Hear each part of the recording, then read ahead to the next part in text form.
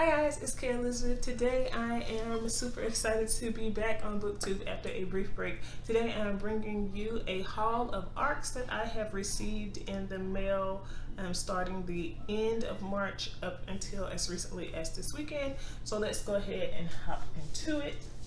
The first book I have is 20 Ways to Make Every Day Better, Simple, Practical Changes with Real Results. Written by Joyce Meyer. I love Joyce Meyer. This book is coming out later on this month from Faith Words, which is a division of Hatchet Book Group. I love this. Like, this book couldn't have come at a better time. Just because, I am one of those people who struggles with, always being positive and optimistic with all of the things life throws at us. So I can't wait to see what tips and tricks she's giving in that one. This is The Breakdown by B.A. Paris. It's about a lady named Cass who takes a route home from work that her husband has warned her not to take because it's unsafe, but she takes it anyway, and she passes by this car that she sees just chilling in the road, and at first she wants to stop, but then she decides to keep going because the rain starts pouring, and then the next morning on the news she finds out that someone was murdered in the car. So I can't wait for that. Oh, and this book comes out in June. Also from Faith Words, I have Stay the Path by Bobby Houston. She's part of the Hillsong Ministries. Her husband is Brian Houston, the founder. And this book is all about staying the path as a Christian, or just as a person in general, to find your purpose and follow your destiny. So I can't wait to read that. And this one also comes out this month. And the last book I got, yes, this is the last one I got from Faith Words. It is I Am Number 8, written by John W. Gary III. This is about his life growing up as one of 8 kids and how he always felt invisible or like the underdog, like David from the story David and Goliath. Everybody laughed at David when he said he was going to slay Goliath because he was this scrawny teenager who was a shepherd, and then when he pulled out the rock and the slingshot, they really started laughing at him, but he ended up defeating Goliath and then becoming king. So this is his story about how he kind of slayed the Goliaths in his life and became one of the pastors at Joel Osteen's church. Next, I have Be True to Me by Adele Griffin, and this book is about a girl named Jean, and it's set in 1976 on Fire Island. This guy named Gil Burke shows up, and she's feeling him, he's feeling her, but then her arch nemesis also falls for Gil, and so this book is totally, just from what's on the back, is giving me kind of like that Brandy Monica, The Boy Is Mine vibe. So I can't wait to see who Gil is going to end up being true to, and this book comes out in June. The next book I got is Dreamwork Spirit, Writing The Adventure Begins by Susan Selfers. It's a story about Lucy Prescott, that girl there, and she is moving from the city to the country, and she sees the stallion running free through the desert, and then later on she watches as the stallion is captured by some wranglers, and she's all sad that his freedom has kind of been taken away. And she starts school in the city, and everything kind of seems to not be going right and not falling into place. And then, just when she thinks, this move was a huge mistake and all hope is lost, she gets reunited with the stallion. So I cannot wait to get into this and read it. Susan Selfers is one of those middle grade authors that, it's like an auto buy and auto read for me. She writes the Ever After High and Monster High series that me and my daughter love. So I know this book is going to be amazing. I do believe this is a series, and I think I also read that it is going to be a Netflix series as well. And this book comes out May 17th. I was also sent a copy of Whoa Baby by Kelly Rowland and Tristan Beckman MD with Laura Moser. This is her guide for new moms. I've already started reading it and making some tabs, and I got this book from Da Capo Lifelong Press.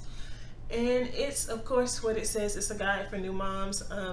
What I can tell you guys what I love right away from this book is that it's not like a lot of the other motherhood books out there that try to make life after baby seem like it's all rainbows and unicorns, because as a mama too, I can tell you that that is definitely not what real motherhood is like. So I was super excited that Kelly Rowland is really being so honest and open about what her life after having her son Titan was like, and just how she felt like right off the bat from like the opening of the book. She talks about how she had her son and everybody kind of, you know, stopped focusing on her and focused on him, and that made her feel, you know, abandoned, because all through her pregnancy they showered her with gifts and all this love and all of that, and then to have that affection kind of taken off of her and put onto her son, she really struggled with that. And I appreciate her for being open. Like, she goes into detail talking about vaginal tearing and all of that stuff. That's stuff that a lot of motherhood books I have read just don't go into detail about. They want to kind of, you know, mention it in passing, but not really talk about it. And I appreciate that she's really getting into the dirty parts of being a new mom that a lot of people would rather brush under the rug. So this is a good read. It comes out on April 11th. There will be a full review of this coming soon. Then I also got The Best of Adam Sharp. I'm not even going to butcher the author's name, but this is a book obviously about Adam Sharp, and he has fallen for, well, in the past he fell for Angelina Brown, but he kind of let the moment to tell her how he felt pass. They get reunited, and it's kind of like this is his now or never. Like, you're either gonna step up to the plate and let her know you're feeling her, or you're just gonna have to chill in the back and kind of walk around singing Katy Perry's The One Who Got Away. So I'm excited to read this because it sounds like a great read, and I love kind of like those second chance romances where the guy has a second chance at sweeping the girl off her feet.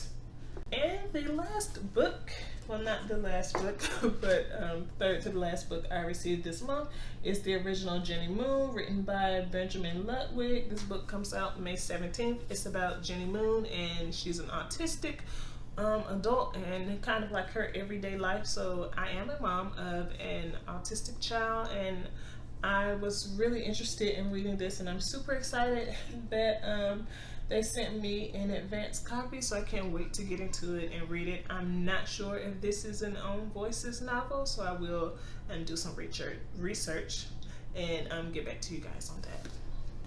The next book I got from Harlequin Nocturne, along with this cute little bookmark, is The Immortals Unrequited Bride by Kelly Ireland. This is a book about Ethan Kemp, who is a healer / warlock.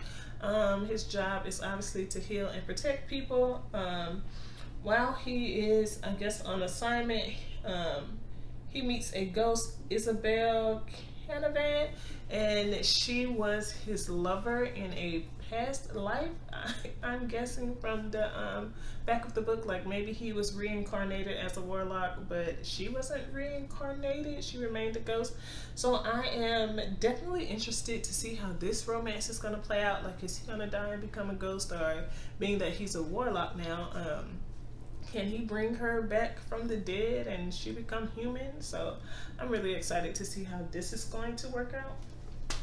Also, the end of the month, I got The Lotteries Plus One, and this book is written by Emma Donahue. This book has already come out. It came out on May 28th, and this book is about two gay couples, one male gay couple and one female gay couple, who decide, hey, let's have a baby together. So they have kids, and then they all end up living in one big house, but then something goes down and it kind of changes the dynamics of the family forever. So I can't wait to read this. I want to say this is kind of middle grade, because it's told, if I'm not mistaken, from the perspective of,